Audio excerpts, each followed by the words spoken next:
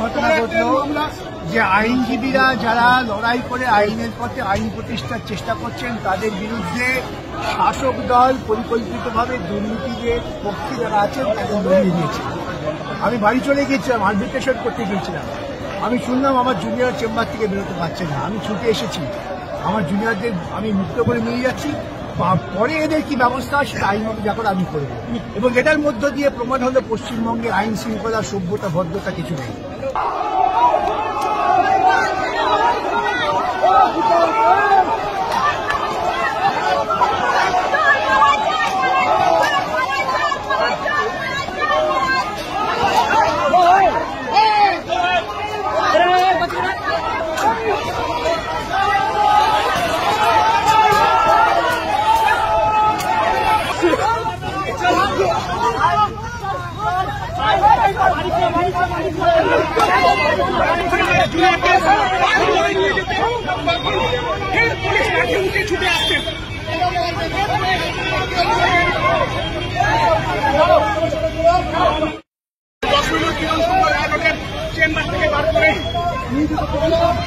যে চেম্বারের নিচে বিক্ষোভ হবে, নিতে পারবেন তো?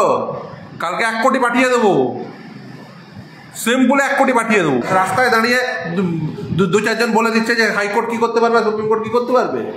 যারা বিক্ষোভ দেখাচ্ছে তাদের কাউকেই চিনি না, মানে কেন দেখাচ্ছে তাও জানি না। আসলে এরা এটা কেন করছে, এদের তৃণমূল পার্টি আছে। কতখানি অশিক্ষিত, কতখানি অসভ্য, কতখানি দুর্নীতি পরায়ণ মানসিকতা হলে তবে তোলামুলি সমর্থক হওয়া যায়, গতকাল কলকাতা হাইকোর্টের সামনে সেটা আরেকবার নতুন করে প্রমাণ হয়ে গেল। গতকাল এখানে দেখতেই পাচ্ছেন যে কিছু বিক্ষোভকারী বিক্ষোভ করছেন, এবং সেখানে ফিরদৌস শামীম, যিনি আইনজীবী পেশায়, বিকাশ রঞ্জন ভট্টাচার্য মাননীয় সাংসদ এবং আইনজীবী, আর জুনিয়র, এবং সুদীপ্ত দাশগুপ্ত রয়েছেন, তাদের ঘিরে বিক্ষোভ দেখাচ্ছে, এবং সেখানে প্রচন্ড উত্তেজিত হয়ে গেছেন ফিরদৌস সাহেব। অন্যদিকে বিকাশ রঞ্জন ভট্টাচার্য তিনি ছুটে এসেছেন, তিনি সামাল দেওয়ার চেষ্টা করছেন। পুলিশ সেখানে নির্বাক দর্শক হয়ে দাঁড়িয়ে আছে। কি ঘটনা ঘটেছে? ঘটনা যেটা ঘটেছে, আপনারা জানেন যে এই তৃণমূল আমলে যে কটা নিয়োগ হয়েছে সেখানেই সীমাহীন দুর্নীতি হয়েছে, সেখানেই লক্ষ লক্ষ টাকা এক একজনের কাছ থেকে তোলা হয়েছে। সব মিলিয়ে টাকা তোলার পরিমাণটা কয়েক কোটি, এবং সেখানে অযোগ্য যারা তাদেরকে ঢুকিয়ে দেওয়া হয়েছে। সেই জন্য প্রায় প্রতিটা নিয়োগ নিয়েই কিন্তু মামলা চলছে। কোনোটা প্রমাণিত হয়েছে, কোনোটা এখনো তদন্ত চলছে, কোনোটা বিচার প্রক্রিয়ার মধ্যে আছে, কিন্তু একটা সামগ্রিকভাবে দুর্নীতি হয়েছে। এখানে সঠিকভাবে একটা নিয়োগও হয়নি, এটা কার্যত আজকে দিনের আলোর মতো স্পষ্ট। তো সেই রকমই একটা নিয়োগ রয়েছে উচ্চ প্রাথমিকে, এবং সেই মামলাটা দীর্ঘদিন ধরেই ঝুলে আছে। এবার গতকাল সেই মামলাটার একটা শুনানি ছিল মাননীয় বিচারপতি বিশ্বজিৎ বসুর এজলাসে। সেখানে রাজ্য সরকার যথারীতি অনেক কিছু গিয়ে গাল গল্প অনেক কিছু বলার চেষ্টা করে, এবং সেখানে ওই অতিরিক্ত শূন্য পদের কথাটা ওঠে, যেটা কিছুদিন আগেই সুপ্রিম কোর্ট জানিয়ে দিয়েছে যে অতিরিক্ত শূন্য পদ যে তৈরি করেছে মন্ত্রিসভা, সেটা নিয়ে সিবিআই তদন্তের দরকার নেই। কিন্তু তখন মাননীয় বিচারপতি একটা প্রশ্ন করেন রাজ্যকে, যে আপনারা যে অতিরিক্ত শূন্যপদের কথা বলে এখানে নিয়োগ করার চেষ্টা করছেন, এই অতিরিক্ত শূন্যপদ তৈরি হলেই কি নিয়োগটা হবে? কারণ আরো অনেক মামলা রয়েছে, তো ওই ওবিসি মামলা নাকি সব রয়েছে, সেই সব মামলাতে তো সমস্ত কিছুই ঝুলে আছে নিয়োগ, তাহলে আপনারা নিয়োগটা কি করতে পারবেন? রাজ্য তখন বলে দেয়, হ্যাঁ হ্যাঁ আমরা সমস্ত নিয়োগ করে দেবো। কিন্তু এই কলকাতা হাইকোর্টও বুঝে গেছে, মাননীয় বিচারপতিরাও বুঝে গেছেন যে এই এই রাজ্য সরকার, এই প্রশাসন যেগুলোই বলে সবটাই ঢপের চপ, সবটাই মিথ্যাচার করে, এবং সেটা কোর্টের সামনে করতেও তারা কিন্তু একটু একটু হিচকিচায় না।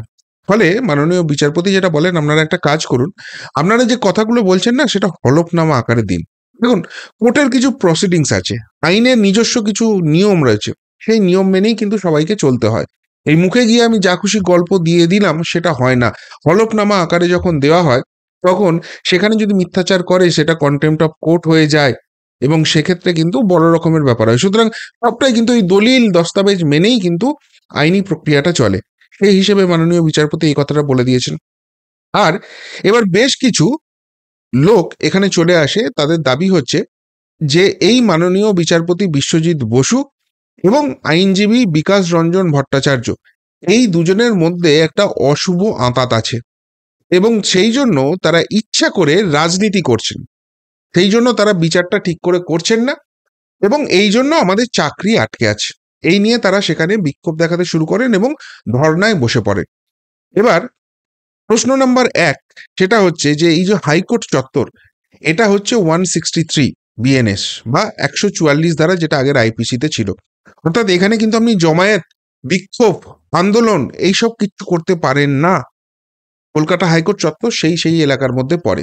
অথচ কিছু মাল এসে সেখানে বসে গিয়ে আন্দোলন করছে, পুরো রাস্তা ফাস্তা জ্যাম করে দিচ্ছে, আর পুলিশ দাঁড়িয়ে দাঁড়িয়ে দর্শক।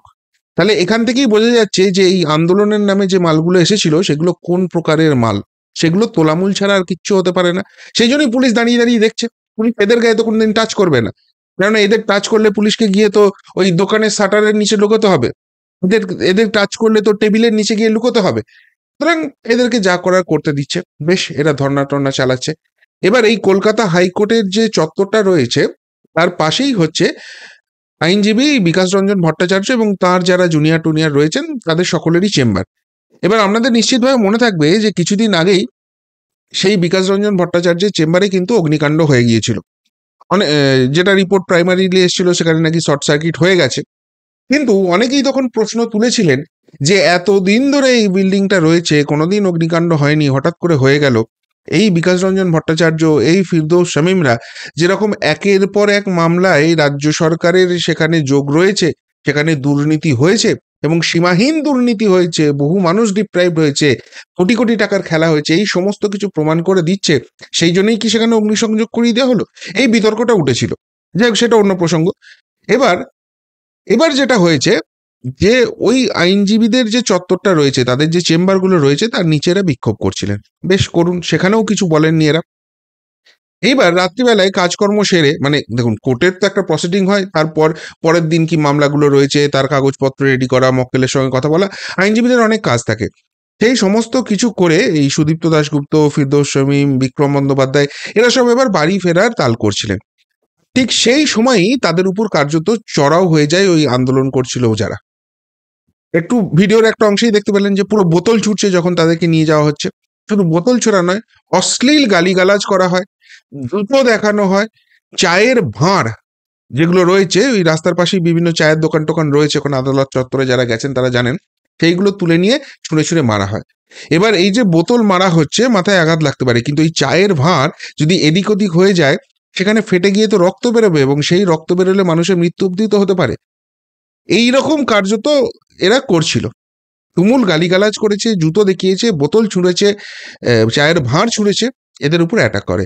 আর তখনই কিন্তু এরকম ফিউরিয়াস হয়ে ওঠেন ফিরদৌস শামীম। যে মুহূর্তে তিনি পাল্টা তাদেরকে বলতে শুরু করেন যে এই আন্দোলনটা কিসের জন্য, কারা পাঠিয়েছে, কিসের আন্দোলন করছেন, তখন তাকে যাচ্ছে তাই করে বলা হয় এবং চোর চোর চোর চোর করে তাকে তাড়া করা হয়। ভাবুন একবার, যে চোরগুলো ঘুষ দিয়ে চাকরি পায়, যে চোরগুলো ঘুষ নিয়ে চাকরি বেচে, তারা ফিরদৌস শামীম, বিকাশ ভট্টাচার্যদের বলছে চোর চোর চোর চোর। এবং এইভাবে কথা কাটি হতে থাকে, পরিস্থিতি উত্তপ্ত হয়ে ওঠে। এবং তখনই এই দেখুন বোতল ছুটছে, দেখতে পাচ্ছেন বোতলগুলো, এই যে বোতলগুলো উড়ে উড়ে যাচ্ছে, আর পুলিশ নীরব দর্শক হয়ে হাঁটছে।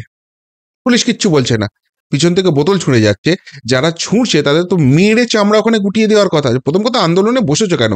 144 ধারা ভাঙছে আর পুলিশ আঙুল চুষছে, তারপর বোতল ছুঁড়ছে, চায়ের ভাঁড় ছুঁড়ছে, জুতো দেখাচ্ছে, গালি দিচ্ছে, পুলিশ চুপ করে আছে। বোঝাই যাচ্ছে কি ঘটনা, কারা কারা এর পিছনে রয়েছে। এবং সেই জায়গা থেকে তখন এরকম ফিউরিয়াস হয়ে ওঠেন এবং এরকম যখন পরিস্থিতি হচ্ছে তখন বিকাশবাবুর কাছেও খবর যায়। তিনি বললেন, তিনি আবার সেখানে ব্যাক করে এসেছেন এবং এসে জুনিয়রদের নিয়ে যাচ্ছেন। যখন নিয়ে যাচ্ছেন, ঠিক আছে, বারবারই ফিরদৌস শামীমকে বলছে যে শামীম শামীম তুমি কিন্তু আইনজীবী, এটা মাথায় রাখো। মানে ওই পরিস্থিতিতেও বিকাশবাবু মাথা ঠান্ডা রেখে পুরোটাকে ডিল করছেন যে ঠিক আছে, এরা অন্যায় করছে, আইনি প্রসেসে যা করার এদেরকে করা হবে ভবিষ্যতে, সব ঠিক আছে, কিন্তু আইনজীবী হিসেবে তুমি মাথা ঠান্ডা রাখো। মানে ম্যাচিওর পলিটিশিয়ানরা বা আমি শুধু পলিটিশিয়ানই বলবো না, আইনজীবী একজন শুভ বুদ্ধি সম্পন্ন মানুষ যেটা করা উচিত সেটাই বিকাশবাবু কিন্তু এখানে করে যাচ্ছেন। এবং ফিরদৌস শামীমও যেরকম প্রতিবাদী মানুষ, তিনি এতখানি ক্ষিপ্ত হয়ে গেছেন।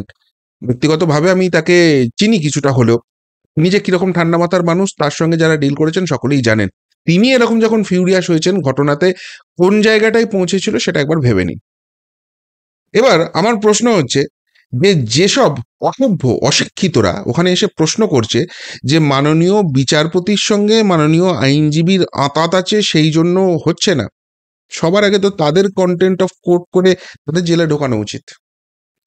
আইনজীবী সম্বন্ধে বলছেন ঠিক আছে, সেটাও মেনে নেওয়া যায়, মহামান্য বিচারপতি আঁতাত করে রায় দিচ্ছেন না, কলকাতা হাইকোর্টে তো শতপ্রণোদিত হয়ে এইখানে মামলা করা উচিত। 2 নম্বর কথা হচ্ছে এই যে রাজ্য সরকারকে বলা হয়েছে হলফনামা দাও, সেটা তো আইনি প্রক্রিয়ার মধ্যে।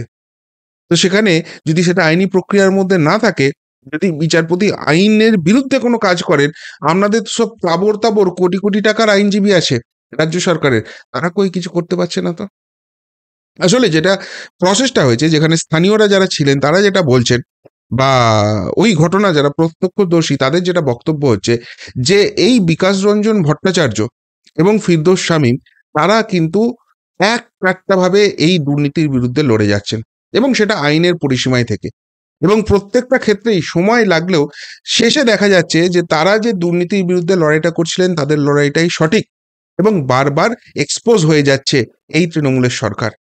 তারা যে অন্যায় করেছে এবং অন্যায় করে দুর্নীতি করে এই চাকরিগুলোকে বেচেছে, যোগ্য অযোগ্য মিশিয়ে দিয়েছে, এই সমস্ত কিছু প্রমাণ হয়ে যাচ্ছে।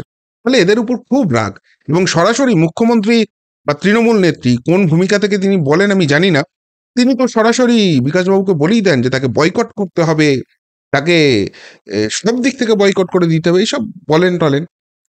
তো তারই প্রতিফলন হিসেবে দেখা যাচ্ছে, এবং ফিরদৌস শামীমরা পরিষ্কারভাবে বলেই দিলেন যে এটা তো তৃণমূলের লোকজন এসেছিল, তারা বিক্ষোভ করছিল, কেন বিক্ষোভ করছিল কিছুই জানি না, তৃণমূলের লোকজন ধরে এসেছে। এবং তার সঙ্গে তিনি যেটা পরিষ্কারভাবে বলে দিলেন যে আসলে তো বাংলায় ডিপ্রাইভ হয়ে আছে 1 কোটি বেকার যুবক, যাদের চাকরিগুলো হতে দিচ্ছেন না, যাদের চাকরিগুলো বেচে দিয়েছেন আপনারা। সুতরাং আপনারা যদি ভাবেন যে আইনজীবীদের চেম্বারের নিচে এইভাবে কিছু লোক পাঠিয়ে বিক্ষোভ করে তাদের মনোবল ভেঙে দেবেন, আপনাদের বিরুদ্ধে দুর্নীতির বিরুদ্ধে যে লড়াইটা আমাদের চলছে সেটাকে থামিয়ে দেবেন, ওই 1 কোটি বেকারকে এবার কিন্তু আমরা পাঠাবো, আপনি সামাল দিতে পারবেন তো? এই পরিষ্কার চ্যালেঞ্জটা কিন্তু তিনি দিলেন। কিন্তু একটা কথাই বলা যেতে পারে যে এরা মুখে যতই বড় বড় কথা বলুক না কেন, বেসিক্যালি তো তোলামূল।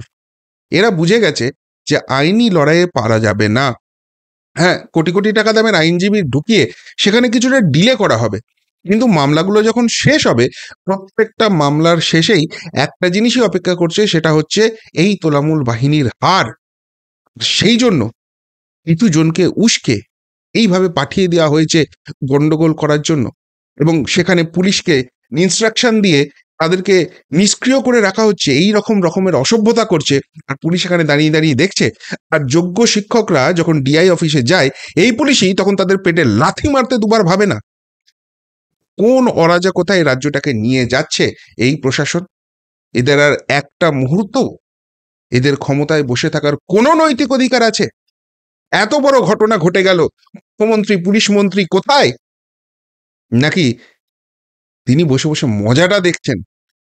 এই বিকাশ ভট্টাচার্যকে তিনি টাইট দিতে বলেছিলেন, বয়কট করতে বলেছিলেন, আর তার সেই অনুপ্রেরণায় অনুপ্রাণিত হয়ে কিছু অসভ্য অশিক্ষিত চলে গিয়ে সেখানে লুম্পেনবাজি করছে, সেই মজাটা তার দেখতে ভালো লাগছে। এইভাবেই রাজ্যটা চলবে? এটাই রাজ্যের প্রশাসন? এইভাবেই শান্তি শৃঙ্খলা বজায় থাকবে? কি বলবেন বন্ধুরা? যদি এই নিয়ে কিছু বলার থাকে আপনাদের অবশ্যই কমেন্ট বক্সে কমেন্ট করে জানাবেন। এখনকার মতো এখানেই শেষ করলাম, ফেরত আসছি নতুন প্রতিবেদন নিয়ে খুব তাড়াতাড়ি। ভালো থাকবেন, সাথে থাকবেন, পাশে থাকবেন। নমস্কার।